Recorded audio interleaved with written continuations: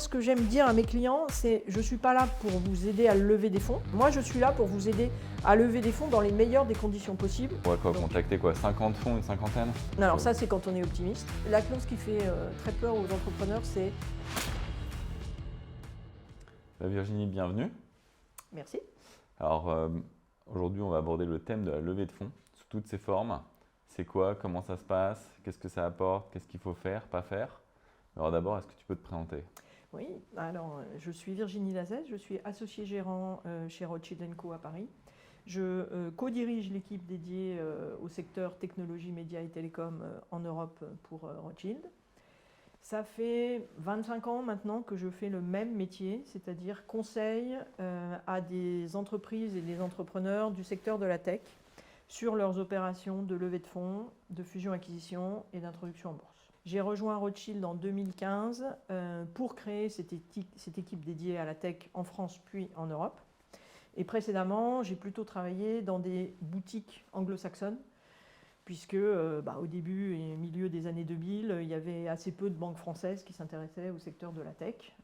J'ai fait partie un peu des pionniers du secteur en France, puis le secteur a grossi et Rothschild s'est intéressé au sujet et m'a proposé de le rejoindre pour créer cette équipe que je co-dirige depuis 2015. Ok, ouais, parce que Rothschild, c'est un des grands noms du M&A, mais effectivement, historiquement, c'était moins ancré dans la tech. Exactement. Rothschild, c'est une banque familiale qui, depuis la fin du 19e siècle, conseille les sociétés européennes dans leurs opérations de financement et de fusion-acquisition. Les équipes de Rothschild aiment bien être des banquiers de l'ombre, c'est-à-dire ce sont les conseils des dirigeants, mais ils ne sont jamais au premier plan. Et c'est plutôt, effectivement, Rothschild, une banque qui a travaillé sur des secteurs traditionnels de l'économie. Voilà, un des faits marquants de la famille Rothschild, c'est d'avoir participé au financement d'une des premières lignes de chemin de fer en France, la ligne Paris-Orléans. D'accord. Voilà. Et ensuite, les banquiers de Rothschild ont accompagné l'essor de grands groupes européens. Pour la petite histoire, en 1981, François Mitterrand a nationalisé la banque Rothschild et David de Rothschild a recréé une nouvelle structure qu'il a appelée Paris-Orléans dans un premier temps. Puis ensuite, 5 ou 6 ans après, il a retrouvé l'utilisation du nom Rothschild. Et Rothschild est reparti dans une logique de pur conseil aux entreprises et aux entrepreneurs. Ok. Donc boîte centenaire, mais bien ancrée dans la tech d'aujourd'hui. Voilà, exactement. Boîte qui, finalement, voilà, donc c'est David de Rothschild qui a recréé après 81, et aujourd'hui son fils Alexandre de Rothschild a pris la tête de Rothschild en 2017, et sous l'impulsion de sous l'impulsion d'Alexandre. Rothschild s'adapte au secteur du moment, donc la tech, et aussi on a fait un gros push dans le secteur de la santé et des biotechnologies. Ok. Alors, M&A, banque d'affaires, ça nous parle à tous les deux, puisque tu travailles et moi je suis entrepreneur de longue date. Maintenant, ça ne parle pas forcément à tout le monde. Donc, qu'est-ce qu'une banque d'affaires ou une boutique de M&A? On entend les deux termes. Qu'est-ce qu'une levée de fonds? Et puis, en quoi c'est utile ou pas? Parce que je crois qu'il y a débat côté anglo-saxon sur faut-il prendre une banque d'affaires quand on est entrepreneur dans la tech? Alors, tout à fait. Alors, finalement, quand on revient un petit peu, là encore, un peu à de l'historique, pendant très longtemps, les banques d'affaires étaient des sociétés de conseil, essentiellement sur des opérations de fusion-acquisition. C'est-à-dire que des actionnaires qui souhaitaient vendre leur société font appel à une banque d'affaires pour organiser le process de cession, trouver des acheteurs, valoriser au mieux la société, puis négocier et la vendre. Ou bien une banque d'affaires peut aussi travailler en fusion-acquisition de l'autre côté, c'est-à-dire conseiller une entreprise qui souhaite racheter une autre entreprise. Et là encore, travailler sur la valorisation, les négociations, etc. Depuis l'avènement finalement de la tech et de la biotech, des startups sont nées, et par définition, une startup, c'est une société en forte croissance avec beaucoup d'investissements technologiques, et donc qui, pour se développer, a besoin de lever des fonds. Donc les banquiers d'affaires, qui sont des spécialistes du conseil aux entreprises et aux entrepreneurs, se sont positionnés sur ce métier de la levée de fonds pour conseiller les sociétés dans leur process de recherche d'investisseurs et de négociation. Et donc, en Europe, en France, en Europe, et j'en ai fait partie, pas mal de banques d'affaires ont travaillé pour conseiller des entrepreneurs de la tech dans leurs opérations de levée de fonds. En fait, ça va avec la naissance des VC, l'arrivée des Exactement. VC, quoi, Voilà, ça, c'était exactement. quoi, il y a 30-40 ans? Ça, c'était il y a 20-30 ans. Okay, voilà, 20-30 ans. Et à l'époque, il y avait très peu de VC. Donc, c'était très compliqué de lever des fonds. Et donc, c'était assez logique pour un entrepreneur d'aller chercher un spécialiste du conseil financier pour lever des fonds. Okay. En Europe, parce qu'il n'y avait pas beaucoup de financement. Aux États-Unis, effectivement, c'est allé, comme d'habitude, beaucoup plus vite. Il y a eu beaucoup d'argent qui s'est levé pour accompagner les entrepreneurs, beaucoup d'entrepreneurs, évidemment. Et donc, le marché de la levée de fonds, c'est un marché qui s'est développé tout seul. C'est-à-dire que les entrepreneurs allaient voir les investisseurs, et comme il y avait beaucoup d'investisseurs, c'était relativement plus facile qu'en Europe de lever des fonds. Et les VC considèrent toujours d'ailleurs, qu'un entrepreneur digne de ce nom doit être capable de lever des fonds tout seul. Ouais. Donc faire appel à un conseil pour lever des fonds, c'est quelque part faire son métier jusqu'au voilà, bout, quoi. C'est ça. C'est faire montre de faiblesse quelque part. Donc quand les VC américains sont arrivés en Europe, donc à partir de 2015, et puis ensuite la grosse vague qui a déferlé, finalement, ils ont expliqué aux entrepreneurs européens, écoutez les gars, si vous venez avec un leveur de fonds ou un conseil, nous, on ne s'intéresse pas à vous. Et il y a aussi une question financière, non? Parce qu'il y a une part qui est prise. Enfin, moi, j'ai souvent entendu ça, même des VC français qui me disent vas-y, 5% de ce que j'ai te donné, ça part dans la poche d'un banque d'affaires, tu ne le mettras pas dans ton business. Moi, ça me dérange. Bon, je ne sais pas si c'est une fausse. Oui, non, mais c'est aussi, c'est effectivement un argument supplémentaire de se dire finalement, les banquiers, ils ne sont pas très utiles, tu les payes pour rien. Regarde, on peut se parler entre nous, on se débrouille. Et effectivement, les entrepreneurs, comme ils ont besoin de cet argent des VC, ils se sont un peu pliés à la règle des VC, et donc. À partir de 2018 jusqu'à 2023, le métier de conseil en levée de fonds était moins présent et considéré comme moins utile par l'industrie. Donc nous-mêmes, on en a fait beaucoup moins. Et en fait, pendant cette période-là, entre 2018 et 2023, les levées de fonds intermédiaires, donc c'est-à-dire qui faisaient appel à des banquiers d'affaires, étaient plutôt des très grosses levées de fonds. Donc à plus de 100 millions, 150 millions. Bon. Mais depuis 2023, et la crise de la tech et la crise du financement, trouver de l'argent est redevenu plus difficile. Et les entrepreneurs refont appel à des banques d'affaires ou à des conseils en levée de fonds. Alors moi, je suis tout ce qui est le plus normal parce qu'avant 2018, j'ai levé 100 banques d'affaires.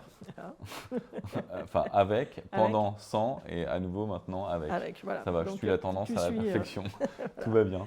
Ouais. Ok, alors bon, qu'est-ce qu'une levée de fonds dans les faits? Soyons concrets et basiques. C'est une entreprise qui cherche de l'argent pour se développer et qui va faire appel à des investisseurs, privés, publics d'ailleurs, qui va vendre des parts de émettre des parts de sa société contre de l'argent. C'est ça. Basiquement, c'est ça. Basiquement, c'est exactement ça. C'est-à-dire que c'est une société qui est trop jeune pour pouvoir équilibrer ses charges avec son chiffre d'affaires, parce qu'il y a beaucoup d'investissements en techno ou en marketing. Mais la société, elle a un bon produit, elle a un marché, et elle veut accélérer dans le but de devenir indépendante financièrement une fois arrivée à la masse critique. Donc elle a besoin de financer ce besoin temporaire d'argent en levant de l'argent auprès d'investisseurs extérieurs qui souscrivent à une augmentation de capital, deviennent actionnaires minoritaires de la société. Et quand cette société aura atteint sa masse critique, elle se vendra. Et là, les investisseurs pourront sortir et récupérer une certaine plus-value sur leur investissement. En général, un investisseur, là on parle d'une levée deep tech, on va dire entre 5 millions et 50 millions. Ils vont rester quoi, 5-7 ans? Oui, généralement, ils restent 5-7 ans. Et ils espèrent faire un multiple entre x3 et x5 sur leur investissement. D'accord. Alors, il faut savoir que les investisseurs qui investissent dans des sociétés de technologie, on les appelle des fonds de venture. Donc venture, parce qu'il y a une aventure dans la technologie, c'est risqué. Alors, donc en français, on dit que ce sont des fonds de capital risque. Ouais. Voilà. Et donc, la logique pour ces investisseurs-là, c'est un peu une logique de portefeuille. C'est-à-dire qu'ils ont un certain montant à déployer sur des entreprises. Généralement, ce montant, ils le répartissent sur une dizaine d'entreprises, dont 2 seront des vrais succès, 4 seront des échecs. Ouais. Et 4 seront au milieu du game. Ouais, voilà. Ouais. Donc, un succès, c'est faire un multiple de x10 ou plus sur le montant de l'investissement. Un échec, c'est parfois même perdre tout l'investissement ou récupérer péniblement sa mise. Et au milieu du gué, c'est x3, x5, x3, ils seront contents. Ouais, ça, on m'a souvent dit que la moyenne ne voulait rien dire. Au final, le fond, c'est ces 2 pépites qui va presque financer tout le véhicule. Et le but du jeu, c'est de mettre dans ces pépites, d'où la notion de risque. Oui, exactement. Ok, alors, pour être concret, comment ça se passe du coup? Donc, on fait appel à Rothschild, admettons, ou à une banque d'affaires autre. Combien de temps ça va prendre? Qu'est-ce qu'on peut espérer? Quel est le taux d'échec, de tes réussites, etc. Mais surtout, comment ça se passe? Donc, on prépare le dossier ensemble, on bosse avec tes équipes. Oui, c'est ça. Donc, en fait, nous, donc la banque d'affaires, elle est vraiment là pour assister l'entreprise du début de la levée jusqu'à la fin. C'est-à-dire qu'on est là pour aider l'entreprise à préparer son business plan. Parce que, comme je l'ai dit, lever des fonds, c'est pour financer un besoin temporaire d'argent d'une société qui va continuer à se développer. Donc il faut vraiment préparer un fichier Excel très pointu qui explique mois après mois comment les dépenses vont s'organiser, comment les recettes vont finir par monter en puissance et comment à un moment les courbes vont se croiser, la société va devenir rentable, etc. Donc, il faut vraiment préparer ça pour justifier le besoin de financement. Une fois qu'on a justifié le besoin de financement, alors qu'il peut être 5, 15, 20, 50, 100, voilà, ce besoin de financement, les investisseurs vont se dire qu'il va correspondre à une dilution de l'ordre de 25% du capital de l'entreprise. Du coup, ça veut dire qu'il faut qu'on travaille la valeur de la société par rapport à ce besoin de financement. Ouais. Et pour travailler la valeur de la société, il faut regarder justement le séquencement du business plan, la création de valeur, etc. Donc, travailler sur le business plan, c'est vraiment non seulement justifier le besoin de financement, mais expliquer que la société va créer de la valeur à horizon 4 à 5 ans, et donc que l'investisseur peut espérer avoir ses 5 ou 10 fois de retour, et justifier aussi une valorisation qui soit en phase avec la dilution de 25%. Voilà, avec le montant levé. Tu parlais par exemple x5 à 5 ans, si on lève pour 25%, il faut espérer un x25, quoi. Enfin, qu'avec les 10 millions que le fonds met, ça va se transformer en 250 millions. Exactement. Ce qui n'est pas si simple à justifier, non? Ce qui est, alors, mais c'est tout, finalement, c'est tout l'exercice qui est très sain, à la fois pour les entrepreneurs, mais aussi pour la banque d'affaires, c'est de se dire, finalement, avant d'aller sur la route, avant de parler aux investisseurs, est-ce que l'histoire qu'on raconte, elle fait du sens financièrement. Financièrement. Okay. Parce que nous, en fait, on n'est que des banquiers, on n'est pas des entrepreneurs et on n'est pas non plus des scientifiques. Donc sur des sociétés de deep tech comme Weir notamment, on ne va pas descendre dans le cœur de vos algorithmes. Non, mais tu mets voilà. Donc, la finance sur le papier, tu vérifies que ça tient la route. Voilà, c'est ça. Donc on n'est pas là pour valider l'intérêt techno du projet, on valide le marché et on valide la capacité de la société à se développer. Voilà. Donc, on fait d'abord le business plan et est-ce que le besoin de financement tient la route par rapport à l'histoire de la société et à son business plan? C'est clé. Okay. Parce qu'on parle à des financiers, donc il faut que le raisonnement financier tienne la route. Voilà. Une fois qu'on a fait les chiffres, on va travailler sur ce qu'on appelle l'equity story, c'est-à-dire finalement quelle est la technologie sous-jacente, quelle est la stratégie de la société et comment va-t-elle se développer et quel service elle va rendre, etc. Donc c'est vraiment toute l'histoire de la société sur ces 5, 10, 15 prochaines années. Pourquoi, comment. Et une fois qu'on a ça, donc des chiffres et des lettres, quelque part, on est capable d'aller parler à des investisseurs. Donc, Cette phase de préparation, ouais. c'est quoi? C'est 6 semaines environ, c'est ça? Ouais, c'est 6-8 semaines, Ok. effectivement. Donc 6 semaines avec tes équipes, Voilà. et à la fin, on prépare du papier, quoi. Alors, à la Des fin, tableaux voilà. Excel, des rapports, des pitchs, etc. Exactement. Ouais. Le produit fini de cette première phase, c'est un deck, finalement, Ouais. avec des slides qui expliquent l'equity story et un Excel synthétisé dans des slides qui résume le business plan. Ensuite, une fois qu'on a ça, on fait la liste des investisseurs qui peuvent répondre à ce besoin de financement, s'intéresser à l'equity story. Donc, c'est des investisseurs donc, de capital risque qui sont français, européens, américains, internationaux. Ça peut être aussi des fonds de growth equity. Ouais. Donc, les fonds de growth equity, donc les fonds de venture, ils investissent plutôt sur des tickets un peu plus petits dans les premières étapes du développement de la société. Ce que tu veux dire petit, c'est quoi? Petit, c'est des quelques tickets dizaines entre 5 et 20 millions d'euros. Ok. Les fonds de growth equity, ils mettent des tickets entre 20 et 50. Ok. Voilà. Donc, à des Donc tu vas stades de t'adresser à un développement pool de ultérieurs. fonds, quoi, en pool de fonds en fonction de ton secteur, Ouais, du montant que tu vas lever. ouais. Quoi, secteur géographique aussi? Bah, un peu, géographie. ou- Alors après, Ouais. il y a une logique de géographie. Est-ce que finalement les meilleurs investisseurs, c'est les investisseurs américains, parce qu'ils ont déjà finalement assisté au développement d'un certain nombre de boîtes américaines qui font un peu la même chose, donc ils pourront accélérer le développement des européennes? Ou est-ce que finalement on se dit non, on préfère plutôt avoir des investisseurs européens? Voilà. Après, il y a toute la logique des investisseurs du Middle East. Qui sont assez friands d'investissement dans la tech et qui n'ont pas vraiment de base de Donc, start-up. en fonction dans du leur- thème, voilà. tu choisis un peu. Voilà. Et là, c'est le fameux roadshow. Alors ça, c'est ma phase préférée. Autant le papier, au bout de 4 semaines, j'en ai marre. Autant le roadshow, c'est plutôt marrant. Voilà. Après, on peut aussi avoir des fonds. Dans la typologie des fonds, Ouais. donc il y a les fonds indépendants, je dirais, donc venture, growth. Et après, il y a des corporate ventures, c'est-à-dire c'est des fonds émis par des grandes entreprises, des fonds de capital risque émis par des grandes entreprises pour investir dans des startups qui sont un peu l'avenir de leur métier traditionnel. Et donc ça peut être aussi des bons partenaires business pour les entreprises en question. Voilà. Ça peut être un tampon aussi.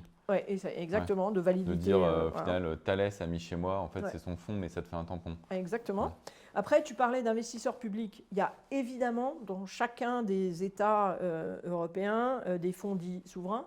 Donc en France, c'est la BPI. La BPI est très active dans l'écosystème de la French Tech. Donc se dire d'aller voir la BPI qui peut intervenir à différents niveaux, c'est très utile. Et enfin, ils sont moins nombreux, mais ils sont aussi très intéressants. C'est ce qu'on appelle des family office. Donc, c'est-à-dire que c'est de l'argent de familles d'entrepreneurs. Alors, ça peut être des familles d'entrepreneurs depuis des générations, ou ça peut être aussi de l'argent d'entrepreneurs. Ça, c'est Xavier Niel, ça. Voilà, ça, c'est Xavier Niel, exactement. Ouais. C'est la PayPal Mafia aux US, etc. Donc, et ça, c'est pas que des petits tickets? Non. Il y a un peu cette idée-là en France, historiquement, c'était petit. Maintenant, ça a grossi. Hein. Ah bah, ça a grossi avec le patrimoine des uns et des autres. Donc voilà, donc parfois c'est petit, parfois c'est plus gros, mais ça peut être aussi très, très intéressant. Voilà. Donc il y a quand même une typologie d'investisseurs assez large, des corporates, des fonds souverains, des family office, des fonds de venture. On va contacter quoi, 50 fonds, une cinquantaine, globalement? Alors ça, c'est quand on est optimiste. D'accord, voilà. Non, il faut plutôt une levée de fonds, c'est quand même un peu de la statistique. Ouais. Parce que, en fonction des thématiques, il y en a certaines qui plaisent ou moins. Ouais. Après, il y a des fonds qui peuvent être en fin de période d'investissement. D'accord. Donc, effectivement, c'est la bonne thématique, mais ils sont en fin de période d'investissement, donc ça ne marche pas. Après, on peut être sur des thématiques ou sur des profils d'entreprise qui ne plaisent pas. En fonction de la période, les modes chez les investisseurs changent pas mal. Il faut shooter large. Donc, il faut shooter quand même assez large pour ensuite... C'est pas simplement... En fait, moi, ce que j'aime dire à mes clients, c'est je ne suis pas là pour vous aider à lever des fonds, parce que normalement, vous devriez y arriver tout seul. Moi, je suis là pour vous aider à lever des fonds dans les meilleures des conditions possibles, avec le meilleur profil d'investisseur possible. Donc, c'est-à-dire, c'est se donner le choix. Et c'est d'avoir plusieurs fonds qui veulent investir. Parce que là, dans la phase de négociation, on reprend un peu le pouvoir. Mais on viendra à la phase de négociation après. Donc, pour revenir à ton point, le roadshow, Ouais. il s'agit d'aller Donc frapper juste à la ma porte stat de d'une 50, elle centaine. n'était pas bonne. Ah, c'est plutôt une 100. centaine. Ouais, Ah ouais, c'est d'accord. plutôt une Ok. centaine. Ah ouais, Alors, 100, d'accord. et globalement, on va avoir des discussions nourries avec une vingtaine d'investisseurs. Ouais, c'est ça. Voilà. Parce que tu as first pitch, puis là, tu as la moitié ou, La moitié, ou même voilà, les trois c'est quarts ça. qui ne te prennent pas en deuxième pitch, et ainsi de suite. Exactement. Ouais. Et donc donc nous, donc notre rôle en tant que banquier d'affaires, c'est au-delà simplement de... Parce qu'on sait qui sont les investisseurs. Donc déjà, on aide à faire la première liste des investisseurs et surtout aller chercher des investisseurs qui ne sont pas les investisseurs les plus obvious. C'est d'aller chercher des investisseurs qui sont peut-être moins courtisés, qui sont plus pointus sur les thématiques. Donc c'est vraiment d'élargir le champ des possibles. Déjà. Après, notre rôle aussi, c'est de passer le premier call. Ok. C'est de leur dire, tiens, tu devrais regarder cette société pour telle et telle raison. Et si ça t'intéresse, regarde, là 5 lignes, et ensuite rencontre Parce qu'il le dirigeant. y a un truc qui dit que les VC reçoivent, je sais pas quoi, 100 dossiers par jour en moyenne. Alors, je sais pas si c'est vrai, mais une stat monstrueuse. C'est et ça. qu'au final, tu as beau envoyer un mail, en gros, tu n'as jamais ton premier call. Exactement. Donc, en vrai, pour avoir son premier call, il faut soit connaître la personne, soit être introduit. Globalement, c'est assez vrai, ça. C'est un peu ça. C'est ça. C'est-à-dire qu'ils sont vraiment surchargés de demandes, plus ou moins adaptées à ce qu'ils recherchent. Donc, nous, on est là pour effectivement faire en sorte que l'investisseur accepte de passer une demi-heure avec toi en visio ou en physique pour que tu puisses lui passer ton message. Ok, donc ça, c'est le début du roadshow. Voilà, début Premier du roadshow. pitch. Après, au fur et à mesure, ça s'affine. Alors, ça s'affine, voilà, et ça s'affine, mais les questions deviennent de plus en plus pointues. Et ils s'intéressent de plus en plus, en fonction des thématiques, aux aspects. Donc, évidemment, la technologie sous-jacente, les cas d'usage, les clients, le business souvent, plan. Il y a des calls avec des tiers aussi. Moi, souvent, ils me demandent de parler à des clients, Oui, de parler à des partenaires pour vérifier ce que je dis en dehors de la due deal, mais pour se faire un petit avis. C'est ça, exactement. Alors, donc ça, cette phase de roadshow là, où ils qualifient l'opportunité et à la fin, ils passent en comité d'investissement pour avoir le droit... le Graal, le comité du lundi. Voilà, exactement. Comité du lundi, où finalement le responsable d'investissement qui a fait sa due deal, alors tout seul ou avec son équipe, explique à ses partenaires pourquoi il faut que le fonds investisse dans cette société-là. Donc c'est lui-même qui pitch la société il pitch auprès à ta place. D'ailleurs, moi, je trouve ça assez frustrant parce que parfois, tu vois que le mec n'a pas tout compris. Tu te dis, putain, il va pitcher pour 10 millions à ma place. Tu es comme ça, lundi, il est 15h, tu attends le retour. Et moi, je suis méga frustré. Exactement. Et notamment dans les sociétés de deep tech où il s'agit d'expliquer des concepts assez nouveaux, c'est pas toujours facile pour ces responsables d'investissement. Et tu te prends comme retour, d'ailleurs, le gars te rappelle et te dit, le comité a dit que c'était non parce que ta tech, elle fait comme ci, comme telle boîte. Et là, tu te dis, ah merde, il avait rien compris. Il n'a rien compris et c'est pas du tout ça. Et là, le dossier, il est mort d'ailleurs. Et là, c'est difficile de remonter au front. Donc, c'est là où nous, on intervient un petit peu derrière parce qu'effectivement, il faut vraiment que ce soit un dialogue entre l'entrepreneur et les investisseurs. Donc, nous, on est juste là en support, mais on fait des petites notes, on fait des petits pense-bêtes, on fait des petites récaps pour envoyer au directeur d'investissement pour qu'il ait les bons messages à passer à son comité. On ne passe pas à côté bêtement, entre guillemets. Voilà, c'est ça. Okay. Donc, alors ça, le roadshow, c'est quoi? Ça dure 6 semaines? Ouais, c'est pareil, ça dure 6 à 8. Si ça se passe bien, c'est 8 semaines. Et but du jeu, terminé avec quoi? 3 LOI, 5 LOI? Le but du jeu, c'est d'avoir plusieurs LOI.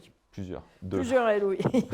Autant il y avait 100 fonds au départ, là, il n'y a plus que 2 LOI. Alors, voilà. Non, mais nous, notre rôle, c'est de faire en sorte que tu en aies 2, 3, 4. Voilà. L'idée, c'est ça. Voilà. Alors, et donc, des LOI, qu'est-ce que c'est? C'est finalement un investisseur qui a travaillé sur le sujet, qui a compris, qui a convaincu son comité, et donc qui est prêt à dépenser de l'argent pour faire des vrais due deals et finaliser l'investissement.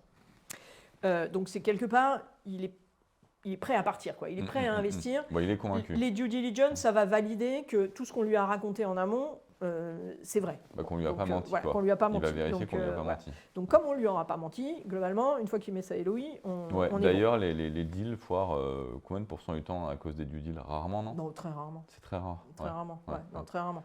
Très rarement. Les deals peuvent foirer au moment des négos finales. Parce que dans une LOI, en fait, l'investisseur, il dit « je suis prêt à mettre X millions d'euros sur la base d'une valorisation pré-monnaie de Y millions d'euros ». Et là, on retrouve les 25%. Alors, Mhm. généralement, dans sa LOI, il demande à avoir 30%. Hein, Ouais, parce que, bon, toi, voilà. tu dis 25. Alors, Ouais. moi, on m'a dit, bon, t'embête pas, c'est toujours un tiers. En fait, Ouais. c'est un peu descendu. Oh, ouais, Ouais. ouais, quand Ouais. même. Ouais, Je sais ouais. pas, à l'époque, on me disait c'est 30%, arrête de te prendre la tête. Oui, alors, ouais, ça, c'était 30%, on va dire, avant 2020. D'accord, ok. Voilà. Et Entre maintenant, 2020 et d'accord. 2023, le Donc, quand tu pouvoir fais une est un levée peu de fonds dans revenu. ta tête, il faut te dire que tu vas lâcher 25 maintenant. Ouais, c'est 25. Ok, Ouais, ok. 25. Alors, donc, tu as Bon. tes LOI. Donc, on a les LOI, et donc dans les LOI, il y a la valo, il y a le montant, il y a la valo, et il y a les grands éléments du pacte d'actionnaires. Ouais. Voilà. Et donc, une fois qu'on a ça, comme ensuite, après la LOI, l'investisseur va demander à faire des due diligence, donc va dépenser de l'argent, globalement, il demande l'exclusivité. Mhm. Donc, une grosse partie de la négo, elle se passe au moment de la réception des LOI et Mm. du choix de l'investisseur final. Donc, c'est pour ça qu'il faut en avoir plusieurs, parce que là, ça te donne... Bah, sinon, tu es à poil. sinon, Ouais. c'est, Ouais. le mec, il ne Ouais. va pas te demander 30%, il va te demander De toute façon, 35%. dans tous les cas, tu c'est, dis que tu en as plusieurs, non? Même quand tu en as qu'une ou... Oui, mais ça se sent un peu. tu Ouais, vois. ouais, ouais, Dans la ouais. négo, C'est tu pas es aussi plus ou fort. moins. Ouais. Enfin, j'ai rarement rencontré des entrepreneurs qui se comportaient dans la négo comme à une table de poker, à faire du full Oui, bluff oui, oui, complètement oui, oui. Puis en et à plus, risquer de Ils se planter. parlent entre les vicinants. Moi, Ouais, j'ai fait ça une fois, je me suis Ouais. fait avoir parce Ouais. que le type m'a dit qu'il avait déjeuné avec le gars voilà. d'en face, qui en fait, il n'y avait pas de lui en face. Donc, Je suis passé pour un débile. il peut y avoir un peu de bluff, mais pas trop quand même. Ouais, ouais. Voilà. Donc, c'est bien d'avoir une main forte, quoi, quand même. Ok. Donc, on négocie les éléments financiers, donc la dilution, et on négocie aussi un certain nombre d'éléments importants du pacte. Voilà. Donc le montant mis, la dilution, La et les dilution. points clés, Ouais, qu'on un verra peu peut-être. gouvernance. Ouais, de gouvernance, de liquidation préférence, donc Ouais, les droits ouais. de Quand eux, ils préférence. Ouais. sortiront, etc. Voilà, Ouais. exactement. Et des points qui sont importants pour l'entrepreneur, ce qu'on appelle les good levers et les bad levers. Ouais. Voilà. Et aussi les modalités de l'exit de l'investisseur à la fin. Donc c'est une négo quand même un peu assez riche. Hein. Et là, dans cette négo, Ouais.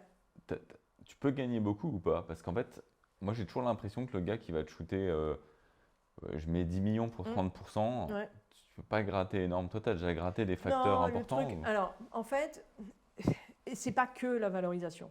Le but de la négo de la term sheet, c'est d'avoir un deal équilibré. Ouais, c'est plutôt les autres termes. C'est en fait, tous où les tu termes vas- derrière, Ouais, parce ouais. que si tu augmentes ta valo, mais que derrière, l'investisseur, il a une ligue pref à x2, en fait, ta valo, elle veut rien Ouais, dire. ouais, ouais. Voilà. Si tu as une super valo, mais que finalement, la gouvernance, elle est en faveur du fonds et que chaque décision importante que tu dois prendre, tu dois la soumettre à la validation de l'entrepreneur, de l'investisseur, Oui, oui, oui, ça marche pas non voilà, plus. ça ne marche pas non plus. Donc, c'est vraiment tout un ensemble pour que le deal soit équilibré. Et c'est aussi, alors moi, souvent, les belles négos que j'ai eues, c'est en fait, c'est pas obligatoirement d'optimiser de manière déliante les termes, mais c'est d'avoir l'investisseur idéal pour la boîte, qui Ouais. sait qu'il est investisseur idéal, donc qui propose des termes très durs. D'accord. Face à ça, on a un investisseur qui n'est pas l'investisseur idéal, Qui est un peu qui est l'outsider. un peu l'outsider et qui Ouais, propose ouais. des termes super. Et c'est de faire en sorte que l'investisseur préféré adapte Ouais, ouais. les termes de... Bon, la technique voilà. du lièvre. Voilà, c'est un Ouais. peu ça. Voilà. Et là, c'est bien. Et puis c'est aussi de te permettre de te faire ton choix en termes de philosophie d'investisseur, etc. Bon, admettons, Bon. on négocie, on On signe négocie, LOI. c'est Là, bon. on rentre en exclu. Là, on rentre en exclu. Ouais. Et donc, tu donnes 6 semaines à l'investisseur pour faire ses due deals. Et en parallèle, les avocats travaillent pour transformer cette term sheet qui fait 10 pages En un truc monstrueux. voilà, en un pacte d'actionnaires qui en fait 100. Voilà. Ouais. Et comme le diable est dans les détails, Ouais. c'est parfois là que les deals pètent, en fait. C'est D'accord. que on a rédigé une term sheet avec des bullet points sur des termes un peu Ouais. raccourcis. Ouais. Et quand les avocats mettent ça en des mots, bah, tu t'aperçois que la philosophie, on était d'accord sur un concept, mais en Ouais. fait, avec des points de vue philosophiques un peu différents. Ouais. Et là, ça peut devenir compliqué. Ok. Voilà. Et c'est Mais là que genre, ça peut péter. typiquement, parce que moi, c'est vrai que ces négos, je les ai toujours bien vécus. Typiquement, toi, un deal qui a pété un peu, c'était quoi le... Bah, c'est c'est parfois sur des sujets de gouvernance ou Ouais. sur des sujets de clauses de liquidation préférentielle, dont est-ce que c'est double dip ou pas double dip, et ça on ne l'avait pas dit. Et c'est-à-dire que l'investisseur, il prend les premiers X millions d'euros, et normalement, tout le reste est réparti au prorata des autres investisseurs. Mais Oui. parfois, il il y a une clause où l'investisseur il prend les X premiers millions d'euros, puis après il reprend les X premiers millions d'euros et après ça se répartit au prorata. Ok. Donc là c'est Des trucs comme ça. Voilà, Ouais. des trucs comme ça. Et bad liver, good liver, je sais que c'est un truc Ouais. sur les certains. Moi, Ouais. je trouve que quand on est expérimenté, on n'a pas peur de ça. Mais quand j'étais néo-entrepreneur, Ouais. moi, la clause de bad liver, elle me faisait super peur. Ouais, C'est-à-dire que si je fais une bêtise, en gros, on peut me dégager, je perds toutes mes parts. c'est ça. Je me dis, vas-y, ça fait 5 ans que j'ai Ouais. travaillé ma boîte, Ouais. je lève des fonds certes, mais Ouais. c'est pour me faire dégager dans 6 mois pour rien. Bon, en fait, avec l'expérience, c'est quand même marié avec le fonds. Ouais. Si le fonds il dégage, il perd aussi plus ou moins son Oui, il investissement. faut voilà. Donc, il faut vraiment faire une énorme boulette. Les clauses de bad liver, alors de temps en temps, tes bad livers, la clause qui fait très peur aux entrepreneurs, c'est tu peux être bad liver si tu n'as pas respecté des éléments du pacte d'actionnaire. Ouais. Donc là, les entrepreneurs disent mais attends, je ne vais pas l'apprendre par cœur, le pacte d'actionnaire. Et donc si juste je mets un délai de 3 semaines pour envoyer tel rapport alors que c'est des écrit trucs 15 un peu jours, formels, les je risque montants de d'emprunt, me faire des trucs virer. comme ça. Voilà, exactement, Ouais. je risque de me faire virer. Mais ça, comme tu le dis, c'est de la pure théorie. C'est-à-dire qu'à la fin, le fonds, il est minoritaire aux côtés d'un Et il a besoin de entrepreneur. toi. Et il ne va pas te virer parce que tu n'as pas respecté 15 jours. Mais voilà, certains sont inconfortables avec ça. Et il y a des fonds pour qui c'est important d'avoir ça. C'est dans les bylaws du fonds, c'est-à-dire que dans le règlement du fonds, et ils ont obligé. levé de l'argent Ouais, auprès de ouais. leurs propres investisseurs et ils doivent respecter ces éléments-là. Donc voilà, parfois ça pète pour des trucs comme ça qui sont un peu... bon, voilà. Donc le bad liver, c'est quand même un élément important. C'est pas le fait d'être bad liver qui est important, c'est les conditions du bad liver. Oui, non, mais c'est tout ce qui C'est-à-dire tourne que autour. voilà, c'est-à-dire que effectivement de se faire virer et de se retrouver avec rien de rien et de se voir confisquer ses actions, c'est quand même très dur. Donc il faut plutôt négocier les conséquences du bad liver. Oui. Et se dire, bon, ok, si tu démissionnes 15 jours après la levée de fonds, c'est un peu logique que tu perdes toutes tes parts. Après, si tu es viré parce que tu as fait une faute 3 ans après la levée de fonds, tes parts, elles valent quand même quelque chose malgré tout. Donc, 50%, voilà. etc. Donc il y a un peu de, donc c'est là où il faut négocier. Alors évidemment, nous, la banque d'affaires, on joue un rôle important, Toi, tu mais il faut connais travailler. les us et coutumes, mais... Voilà, on connaît les us et coutumes. Bon, il faut aussi travailler avec des bons avocats qui connaissent la levée de fonds. Et ça, ils ne sont pas trop chiants. Voilà. Parce que tu as des bons avocats qui connaissent la levée de fonds, mais qui sont des deal breakers parce qu'ils sont tellement pédants et chiants qu'ils font que se fighter avec l'autre. Ouais. Donc il faut trouver l'entre-deux entre le type compétent et le type qui sait faire des deals. Pas trop chiant, qui est un deal maker en fait. Voilà, c'est ça. Qui n'est pas juste un espèce d'emmerdeur par écrit. Exactement. Ok, voilà. alors ça fait ça, quoi? On signe la LOI, on signe la DUI, on négocie. On négocie la longue forme, on appelle ça le long forme de la documentation juridique. En même temps, ils font leur due deal. Généralement, ils ne trouvent rien ou ils trouvent des petites poupouilles et ça donne lieu à un petit ajustement de la documentation juridique. Et ensuite, alors, en parallèle de la due diligence et de la négo du pacte, il faut trouver des co-investisseurs. Parce que généralement, sur une levée de 50 millions, tu as un lead investor, donc qui est l'investisseur. Tu fais ça pendant le. Tu fais pas ça au moment où tu as tes LOI, tu ne matches pas tout le monde? Non. Ah ouais, d'accord. Ok. Tu le fais plutôt. Tu choisis ton lead, tu avances avec le lead, ok. Et en parallèle, tu vas bien travailler ton tour de table. Okay. Voilà. Tes followers, à qui tu communiques la term sheet, les modalités d'investissement, et qui ont jusqu'à la fin de la due deal. Ah ouais, donc tu trouves que ton lead invest avec la LOI, après tu complètes. Et après tu complètes, parce que ça te permet finalement, c'est toujours pareil, hein, tout le monde adore voler au secours de la victoire. C'est-à-dire que tu as tes 4 investisseurs qui sont lead, et tu as plein d'investisseurs que tu as rencontrés en cours de route qui te disent « Ouais, non, mais je ne vais pas être lead, le sujet m'intéresse, mais je ne suis pas complètement convaincu. » Donc, là, une fois que tu as ton lead investor, tu retournes voir ces gens qui t'étiennent, tu dis « Tiens, j'ai un tel qui veut faire le deal. » Ah ben là, tout de suite, ok, le projet devient intéressant. C'est hyper rassurant. C'est super rassurant. Donc, ils viennent. Et là, tu récupères plein de followers. Et c'est tout ce qui est intéressant dans cette phase-là, c'est d'essayer de te composer un tour de table qui fait du sens pour ton business.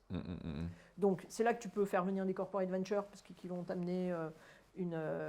tu peux aussi faire du contrepoids. Moi, dans cette phase-là, si mon lead, je le sens un peu, il est bien, mais il est un peu...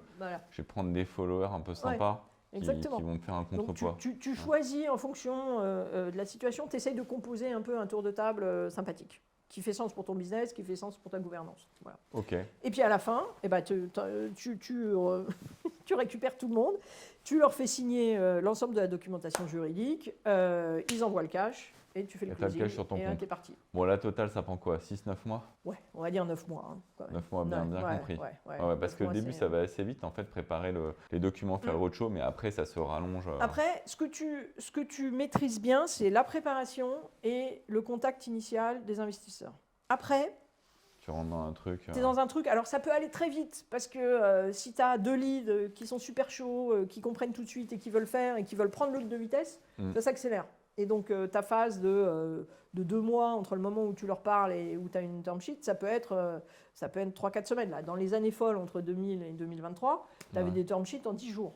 Ouais, Bon. ouais. Après, Sans Mistral, bande d'amitié, voilà. Mistral a levé quoi, Ouais. 100 millions en, je sais pas, en un mois. En non un mois, ouais, non, Ouais, mais c'est ça. ouais, donc ça donc se fait voilà, donc encore un peu, mais- ça existe, Ouais. ça existe. Hein. Mais voilà, donc oui, c'est entre 3 mois et 9 mois. Ok. Voilà. Alors après, question un peu plus générale, Ouais. c'est quoi le point clé d'une levée de fonds réussie? Parce que en tant qu'entrepreneur, on pense cash, Ouais. cash sur le compte. Ouais. En gros, l'argent n'a pas Non, d'odeur. Moi, si je veux lever 10 millions, que j'ai mes 10 millions, je me dis, allez, plier ma levée. Ouais. Bon, toi, tu dis quoi? Alors moi, je dis, la priorité, c'est effectivement de lever des fonds parce que c'est ça qui va te permettre de faire ton business plan et de créer de la valeur. Bon, ok. Donc, à la fin, passer 3 semaines pour gagner un point de dilution, je trouve que c'est débile. Ouais. Donc, au bout d'un moment, il faut y aller. On se dit qu'on a fait le maximum, qu'on a mis de la concurrence autour, et à un moment, les trucs sont comme ça. Il faut prendre l'argent, il faut y aller. Bon. Donc ça, c'est clair. Maintenant, ce qui est important, il ne faut pas non plus prendre cet argent à tout prix. Donc, les éléments super importants, c'est effectivement les clauses de liquidation préférentielle. Ok. Parce que ça, c'est un truc, ok, par définition, un entrepreneur, il est positif, il est enthousiaste, etc. Et il pense que sa boîte va valoir Ouais. Mais en vrai, des ça marche centaines pas de toujours millions comme d'euros. prévu. Mais la réalité, c'est pas toujours comme ça. Donc, il faut négocier que dans 5 ans, quel que soit le scénario, tu ne te fasses pas trop Trop, avoir. voilà, Il y a quand même, exactement. dans le scénario moyen, en tant Ouais. qu'entrepreneur, tu t'y retrouves quand Tu même t'y dans 5 ans. retrouves. Ouais, De toute façon, exactement. dans le top scénario, tout le monde s'y retrouve. Oui, C'est la non base. mais c'est ça. Donc c'est le il faut scénario gérer moyen. la phase un peu grise Ouais. où ça va devenir compliqué et il faut quand même que l'entrepreneur s'y retrouve. Hein, voilà, parce qu'il Donc a quand même ça, créé de la valeur. Donc ça, Point numéro 1, se financer. Point numéro 2, donc point numéro liquidité voilà, se financer, liquidation préférentielle. Après, c'est la gouvernance. d'accord. Parce que une start-up, par définition, elle a besoin d'être rapide, elle a besoin de... Donc, il faut évidemment respecter le droit des investisseurs à être au courant et à donner leur avis sur des décisions importantes. Mais il faut quand même qu'au day-to-day, tu aies la liberté de prendre tes ça, je décisions, confirme. de piloter, etc. Par exemple, Ça, les c'est- seuils d'emprunt, les seuils Ouais. d'engagement, etc. Moi, il y a une de mes boîtes où ça m'a un peu embêté. À Ouais. chaque fois, tu dois repasser en conseil, Voilà, tu pour, dois remontrer tous les démonter un docs, truc, ça te voilà. ralentit. Voilà. Ça, c'est un vrai truc, quoi. C'est ça. Et après, il y a le sujet de l'exit, de la sortie, à horizon 4 à 5 ans. L'exit, et même dans l'exit, dans la gouvernance, etc., il y a quand même un élément fondamental qu'il faut garder en tête, c'est que les investisseurs qui viennent, certes, ils t'apportent de l'argent et certes, ils te permettent d'aller plus loin, mais d'un autre côté, ça reste des investisseurs minoritaires. Donc, il faut qu'ils aient des droits de minoritaires. Et tant que tu n'es pas complètement dilué et que tu es majoritaire, c'est quand même toi qui dois avoir le dernier mot sur la gouvernance, sur la sortie. Voilà. D'accord. Et donc, la sortie, ce que tu leur dois, c'est de leur trouver de la liquidité dans les meilleures conditions qui soient. Mais une fois que tu as fait ça, c'est à toi de pouvoir choisir. C'est vrai que ça, c'est l'option. pas toujours le cas. Moi, Voilà. j'ai déjà eu un pacte où Mhm. ça se renverse. C'est eux qui peuvent choisir la banque Voilà. d'affaires Ouais. et c'est eux qui ont le droit d'accepter ou refuser. Ouais. D'accord. Donc, Et toi, c'est tu quand penses même, qu'il faut négocier un truc plus ouais. équilibré? Quand même, oui. D'accord. Ouais, parce qu'ils sont minoritaires. Quoi. Bon, voilà. Donc, Ok. voilà. Donc, c'est ça qu'il faut. Et après, il faut y aller. Quoi. Il ne faut pas non plus perdre trop de Oui, temps. oui, à un dans moment le donné, sujet. le Au bout d'un point moment, clé d'une levée, c'est de la closer en vrai. Voilà, c'est Voilà. ça. Donc, Alors d'ailleurs, à ce sujet, combien de pourcents des mandats Mhm. que tu as, ouais. tu vas au bout dans les conditions à peu près prévues au départ? Ouais, ouais. Et combien de pourcents sont finalement un échec? Je me rends pas compte. Alors, c'est toute la difficulté de la levée de fonds. C'est qu'en M&A traditionnel, c'est-à-dire mandat de vente, Hmm. le taux de réussite, il est de 95%. Ouais, tu vas au Donc, bout. voilà, Ouais, donc, ouais. tu vas au bout. Levée de fonds, par définition, hein, si on s'adresse à des fonds de capital risque, il y a quand même un risque de marché, de technologie, etc. Et on est plutôt dans un taux de réussite de l'ordre de 70%. 70% d'un dossier qui a une bonne banque d'affaires. Ouais. Alors que, mais évidemment, le taux de réussite général d'un mec qui se lance tout seul est bien plus bas. Ah, il est bien Ouais. plus bas, oui. Ouais. D'accord. Et les raisons pour lesquelles toi, tu avais bien senti le dossier, au final, il va pas au bout. Bon, ça peut péter à négo, etc. Mais j'imagine c'est quoi le truc qui fait qu'au final, ça lève pas? Alors, ce qui fait qu'au final, ça ne lève pas, c'est assez souvent c'est un rapport, la décision d'un investisseur, c'est quand même un rapport valeur de la techno, capacité à délivrer. Ok. Et donc, quand ça ne marche pas, c'est souvent que c'est la bonne techno, mais que le marché ne décolle pas Ok. tout de suite. En fait, le ratio n'est pas bien démontré. Le ratio financier ne Voilà. tient pas la route. Tient pas en la fait. route. Toi, tu le sentais comme ça, Ouais, mais quand. tu le sens, et l'entrepreneur le sent, et tu te dis, dans les 3 mois qui viennent, on va signer tel ou tel contrat, etc. Et puis finalement, ça ne se matérialise pas, Ouais. etc. Et les investisseurs te disent, ouais, non, mais c'est bien, Ouais. mais revenez me voir Mais quand le ratio quand est c'est signé. déséquilibré Ouais. et du coup, ça y va pas Et, parce que c'est quand même ouais. une histoire de finance. Ouais, En fait, au final, c'est une histoire de c'est fric, tout ça. ça. Enfin, lui, Exactement. Ouais. Ok. Donc, c'est pour ça que j'en reviens vraiment à ce que je disais au départ. Le business plan, c'est clé, et la capacité à délivrer le business plan, en tout cas, la première année du business plan, elle est clé pour réussir le truc. Donc, mais ça, c'est Jean-Marie Messier qui l'avait dit quand il était chez Vivendi. Il ne faut jamais avoir raison trop tôt, il ne faut jamais être trop innovant sur un marché qui ne suit pas, quoi. Ouais, c'est ça le principal hic. Le vrai match. Ouais, le vrai match, c'est ça. Ok, super. Voilà. Alors après, côté petite histoire de comptoir, c'est quoi peut-être ta plus belle levée de fonds? Parce que tu as quand même une carrière bien riche. Ouais. Et puis ton anecdote la plus curieuse, entre guillemets, que tu as vécue.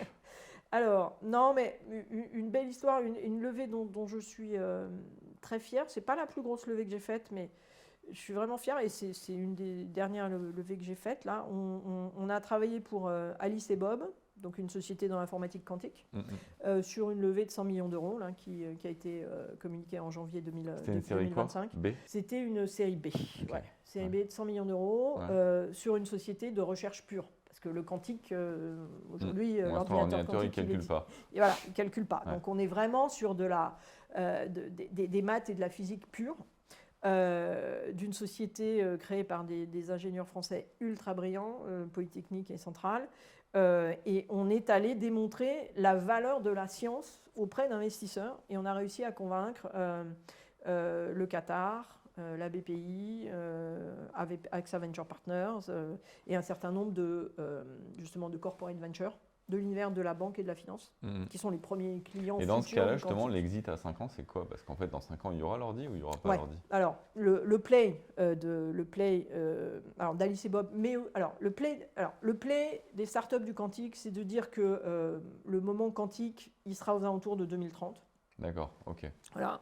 Et Alice et Bob dit qu'eux seront capables, parce que ils sont capables de travailler sur des qubits de chat qui sont des qubits nativement sans erreur. D'accord. Donc avec ça, ils sont capables d'aller au moment quantique en 2028. D'accord, un peu en avance de phase. Un peu en avance de phase. Okay. Bon. Donc, et la sortie, en fait, vraiment, tout l'investissement dans le quantique, on parlait de 0 à 10, enfin des investissements qui font 0 et des investissements qui font x10. Là, dans le quantique, c'est pas x10, c'est x100. Ouais, tu vends un x100, mais par contre, maintenant, tu vends du concret. C'est-à-dire que tu vends qu'en 2030, ton ordinateur va marcher. Ouais, que tu auras déjà vendu des solutions. Voilà. Donc, Donc ça, c'était... alors déjà, parce que je trouve que le quantique, c'est une vraie révolution pour le coup. Ouais. Voilà. Et de travailler pour des entrepreneurs français qui sont à la pointe de cette révolution, c'était puis vraiment 100 millions dans un truc vraiment pas mature, c'est costaud quand même. Voilà. Donc c'était donc là c'est vraiment une belle aventure. Et après une aventure très triste, mais qui m'a vraiment fait toucher du doigt le quotidien de ces entrepreneurs créateurs de start-up. On a travaillé sur une société dans la digitalisation du fret logistique, qui a été une société qui avait... donc on était sur une série B, on voulait lever une 30aine de millions d'euros. Société très, très successful, mais qui cramait encore beaucoup de cash. Ouais. On était avant 2023. Et en fait, pour des tas de raisons, mais qui tenaient plutôt à l'environnement concurrentiel et au fait que le marché était en train de se retourner et que les investisseurs commençaient à arrêter de vouloir financer des boîtes qui cramaient du cash pour s'acheter des clients. D'accord. La boîte avait vraiment besoin, on s'était dit, OK, on va se donner 6-8 mois pour faire la levée de fonds. Et la société était à court de cash au bout de 12 mois. Et donc la levée de fonds a pris du temps. Et on est arrivé au 11e mois. Et il n'y avait plus de cash. Et l'entrepreneur, il était vraiment, mais attends, mais Virginie, si tu ne me lèves pas cet argent, je dois licencier tout le monde et je ferme la boîte. Là, ça fait peser un. Enfin, voilà, Là, on on n'est passe plus du sur un papier au mandat. concret. Voilà, Là, on c'est passe du vrai vraiment concret. de. Voilà. Et nous, Ouais. les banquiers d'affaires qui sommes quand même plutôt sur du concept et de Oui, la oui, oui, théorie, oui. machin, là, on est quand même vraiment truc. Et D'accord. c'était. Donc, on a été. Bon, on a fait tout ce qu'on pouvait pour lever des fonds. Et à la fin, je lui ai dit écoute, on va pas y arriver, il faut vendre. Et donc, D'accord. on a fait un virage sur l'aile. On a réussi à vendre dans des conditions relativement correctes la société à son grand concurrent européen. D'accord. Ils ont repris les équipes. Tu as réussi à vendre un truc sur lequel tu n'arrivais pas à lever? Ouais. Parce que dans mon esprit, moi, la vente, c'est plus dur que la levée. Mais Bah, ok. en fait, là, on était vraiment dans un play. En fait, c'était le challenger français face à son. Alors, c'est de la logistique, donc Ah ouais. ça ne t'étonne pas de savoir que le leader il était allemand, Mm. face à son leader allemand. Et puis, il y avait un acteur américain. Et en fait, on n'a pas réussi à convaincre les investisseurs que le petit français allait réussir à Ouais, avoir. d'accord, ok. Voilà. Donc, mais l'allemand, ça a intéressé vachement de D'accord. consolider le marché européen et d'aller plus vite. Donc, et en plus, on l'a vendu en papier. C'est-à-dire D'accord. que, tu Ouais, vois, c'était ouais. pas non plus. Voilà, on a échangé des titres de la Oui, société oui, oui. française contre des titres de la société allemande. Tout le monde était content. Il n'y a pas eu de licenciement, les mecs il y a ont pas eu- injecté voilà. et c'est bon. Et Ouais. la boîte européenne, c'est un succès. Les actionnaires, qui sont les actionnaires historiques de la société française, sont les petits actionnaires d'une boîte allemande qui cartonne. Les dirigeants de la société française sont restés 2 ans pour réussir l'intégration. Ils sont toujours actionnaires de la société allemande. Et là, ils ont recréé Ok. une autre start-up. Bon, ton Et histoire triste, elle n'est pas si triste. non, elle n'est pas si triste, mais c'était quand même très dur à vivre. Ouais, Franchement, ouais, la fin, tu c'est- devais avoir la fin, pression c'était, bien comme il ouais, faut. Ouais. Super. Et voilà. Un dernier petit point, Ouais, peut-être ton meilleur conseil ouais, et la bêtise à éviter ouais. pour un entrepreneur qui veut lever. Mon meilleur conseil, il faut ne jamais penser qu'une levée de fonds, c'est facile. Voilà. C'est toujours. Alors, les entrepreneurs sont ultra optimistes, donc c'est très bien. Mais par définition, vous allez être face à des investisseurs qui, là où vous voyez du positif, eux ne voient que du négatif. Ouais. Donc, c'est vraiment une démarche de conviction et de persuasion. Il faut être à 300% persuadé que vous allez y arriver parce que vous êtes face à des gens qui pensent que vous avez 10% de chance d'y arriver. Donc ça, c'est le truc. Donc il faut vraiment partir en étant en pleine forme, être sûr de son BP. Et l'autre point, oui, alors l'autre conseil, c'est que pendant que vous faites la levée de fonds, il faut que la boîte continue à tourner. Ouais. Donc ça, Ça, c'est je une l'ai question vu, aussi d'organisation. C'est-à-dire que, oui, la levée de fonds, elle se fait autour de l'entrepreneur et du CEO. Donc il faut que le CEO passe 90% de son temps sur la levée de fonds. Mais derrière, il faut qu'il y ait une équipe qui fasse tourner le business. Souvent, moi j'ai vu des Ouais. boîtes à la fin du process de levée, elle est essorée la boîte. Ouais, Il n'y a pas voilà. que le CEO qui est essoré, il y a la boîte parce qu'elle n'a pas suivi derrière et le mec Ouais. n'était pas prêt Voilà. parce que sa boîte tourne sans lui. Ouais, exactement. Voilà. Après, ça fait aussi péter des levées de fonds. C'est-à-dire Ouais. que quand même, l'investisseur, pendant les 6-9 mois, il vérifie alors le current trading. Donc, dans une boîte comme ça, si le current trading est comme ça, à la fin, l'investisseur, il commence à douter. Tu envoies des signaux négatifs et tu la foires. Voilà. Et après, alors, ok, la levée de fonds est faite. Très bien. Mais maintenant, c'est là que la vraie aventure commence pour l'entrepreneur. C'est-à-dire qu'il doit utiliser le cash et repartir à fond. Alors qu'en fait, il est complètement essoré par le truc.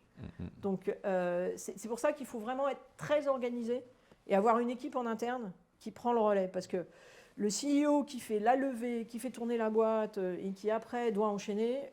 Donc, c'est il ne faut très pas prendre ça à compliqué. légère, ça va prendre du temps, il faut s'y Ouais. préparer. Et 2, il faut que tu prépares ta boîte à Ouais. être assez autonome durant Ouais. le process. Ouais. Ouais. Voilà. Bon, ça tombe bien, c'est ce que je fais. Non, c'est vrai. Bah écoute, merci beaucoup Voilà. pour tout ça. Ouais. Et puis rendez-vous dans 4-5 mois quand on a plié le dossier. Voilà, quand on racontera, racontera la petite histoire du dossier.